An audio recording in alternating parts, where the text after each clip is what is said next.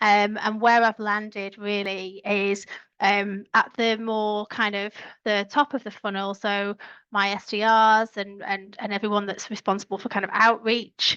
I've really tried to deploy tools that have AI built into them. So what I don't want is my SDRs going on to just running their emails through ChatGPT. I'm not a massive fan of ChatGPT, especially not more recently, but there are some good tools out there, some good sales automation tools, which have good AI writers and sequence makers in them. Obviously, as I think Dean said, use with caution. But the ones that I've tested have been quite good, and then they just require the human to come in at the end and tweak where needed.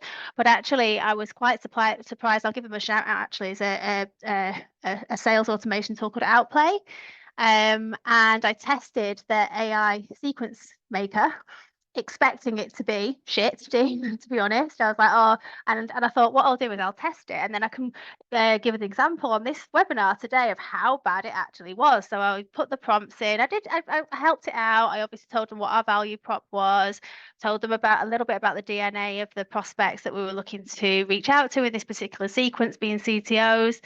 And it churned out a 9-step sequence for me. And there was very little that I could see that was actually that wrong with it. So I think, and it definitely gave us the basis for a really nice sequence. Now, where I see it being deployed later on down the line, I almost feel like AI kind of has spikes. So it'll be very, very useful for that outreach piece. I then want it to go away.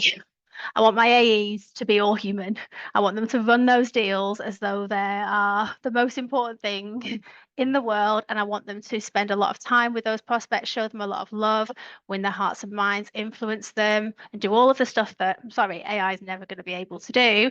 And then it comes back in again when it comes to me. So it's super useful for things like forecasting, for reporting, just that extra sense check, just to make sure that I've not dropped the ball in any of my predictions or anything like that. So there's some fantastic AI tools that can help me in my role to make sure that my reporting is bang on the money.